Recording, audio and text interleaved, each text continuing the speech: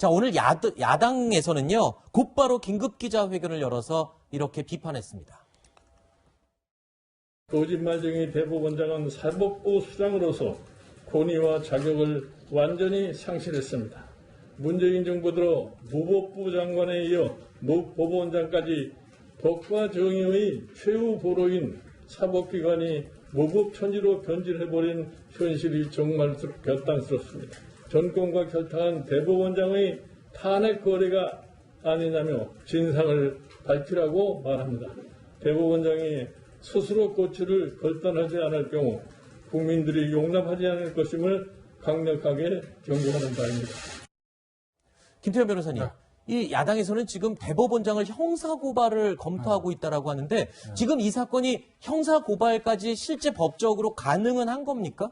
아니 뭐 고발이야 무슨 뭐 시민단체도 고발하고 고발하는 사람은 자유니까 고발은 하긴 할 건데. 네, 법적으로 적용은 가능하냐는 말씀입니다. 근데 이제 보시면은 직권남용하고 허위공문서거든요. 네. 그러니까 직권남용은 뭘 가지고 그러는 거냐면 사표를 수리해야 함에도 불구하고 수리하지 않았다 이거예요. 네. 저는 개인적으로 직권남용이라는 죄 자체를 굉장히 좁게 해석하는 입장이기 때문에 네. 저는 직권남용은 성립하지 않는다고 봅니다. 네. 문제는 허위공문서 작성이에요. 이제 네. 이게 아마도 김도 의원실에다가 이제 서면으로 답변서 제출할 때 질의에 대해서 네. 거기에 거짓말 들어갔다는 허위 공문서거든요. 네. 근데 이걸 만약에 이제 국회 법사위원회 대법원장이 출석해가지고 선서하고 뭐 예를 들면 국정조사나 이런 네. 곳에서 거짓말하면 위증 이게 발언이 될 텐데 네. 이게 문서 이제 답변으로 제출한 거에 이제 객관적 사실과 결과적으로 객관적 사실과 맞지 않는 내용이 들어간 거거든요. 네. 그렇기 때문에 이거를 과연 허위 공문서로 처벌할 수 있을까는 조금은 지켜는 봐야 될 것 같아요. 네. 단정적으로 좀 말씀드리긴 좀 어렵습니다. 왜냐하면 더군다나 지금 제가 그 답변서를 못 봐가지고 네. 문서의 명의자가 개인 김명수로 간 건지 네. 이 대법원이라는 공적인 주체에서 간 건지에 대해서 좀 확인을 해봐야 되기 때문에 네. 아직 그 부분은 조금 신중하게 볼 필요가 있다고 봅니다. 자, 이 사건이요. 야당에서의 비판은 뭐 당연히 이해가 됩니다만 사법부 내에서도 지금 상당한 동요가 일어나는 것으로 얘기가 들리고 있거든요. 어떻습니까? 예, 그래서 이제 어제 이제 그 뉴스에서도 사법부 내부에 이제 이런 몇 번의 판사 이야기가 나오고 해서 저도 사실 물어봤습니다. 네. 이제 후배 그 지금 판사나 법조인한테 물어봤는데 뭐 그렇게 동요할 정도의 수준은 아닙니다. 아, 그래요? 아니고 이제 대법원장이 이제 저런 그 구설수에 휘말린 것이 좀 이렇게 체면을 상한 것일 수는 있는데, 네. 예, 법관들로서는 그렇지만 이제 이 문제의 본질을 정확하게 본다 그러면은 이건 뭐 판사들이 어떤 뭐 이렇게 동요할 이런 수준은 아니다 이렇게 봅니다. 우리가 그 사법부의 어떤 뭐 신뢰 뭐 이렇게 이야기를 하는데요. 사실 맞습니다. 이제 우리가 보통 그 이제 이렇게 볼 수 있는 거죠. 이제 주가가 이제 바닥을 쳤다 이야기하지 않습니까? 이제 두 가지로 봅니다. 이제 주가가 떨어졌다 보는 사람도 있고, 이제 올라갈 거라 보는 사람도 있는데, 저는 어제, 국회가, 헌법을 위반한 법관에 대해서, 판사에 대해서 탄핵을 함으로써, 그리고 김명수 대법관이 그걸 사전에 제 식구 감싸기 뭐 이런 식으로 그 법관을 그냥 감싸는 게 아니고, 정확하게 그 국회 탄핵 심판을 기다려보는, 이런 그 입장을 취함으로써 사법부가 다시 살아날 수 있는 이런 계기를 만들었다.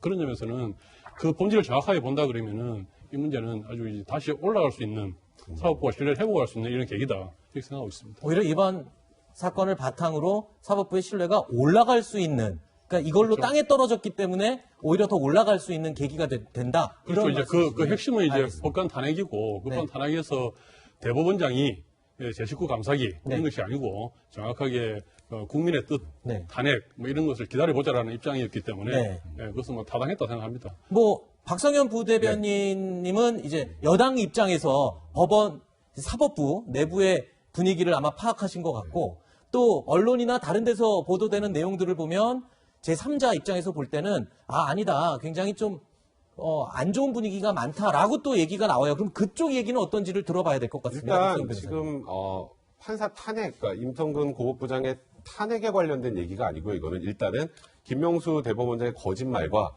그 당시에 사표 수리하지 않은 사유가 중요한 거거든요. 네. 일단 변호사들도, 그러니까 법조인 한 축인 변호사들도 굉장히 이제 비판의 목소리가 많은 편이고, 네. 법원도 마찬가지인 게 오늘 제가 뉴스를 보니까 대법원 예규를 거론하시는 분들이 굉장히 많더라고요. 네. 대법원 예규상 김명수 대법원장이 잘못한 게 없다 이런 취지의 얘기를 하시는 그 패널 분들도 좀 봤는데 네. 그거는 좀 잘못된 거예요. 대법원 얘기해 보면 사표를 수리하지 못하는 사유가 두 가지 있습니다. 어떤 경우? 징계 중, 수사 중. 아하. 근데 이게 시점을 돌아가 보자고요. 지난 5월 22일입니다. 지금 네. 말씀하셨던 것처럼 지난 5월 22일이면 네, 작년. 잠깐 지난 작년. 근데 작년에 이제 법원의 판단이 2월에 나왔죠. 네. 그죠? 그때 무죄 판단이 나왔습니다. 네. 그 안에서 뭐 위헌적이다 이런 얘기가 나온 건 있지만 하여튼 무죄가 나왔어요. 네. 수사 중도 아니었고요. 징계도 견책이었습니다. 그렇다면 사표 수리를 거부할 수 있는 사유에 탄핵은 없어요. 네. 그리고 그 지금 이제 탄핵 소추가 되는 지금이 아니라 작년 5월이면 4.15 총선 이후 원구성도 이제 막 될랑말랑한 그 시점에 탄핵 얘기를 언급을 하면서 사표 수리를 안 한다?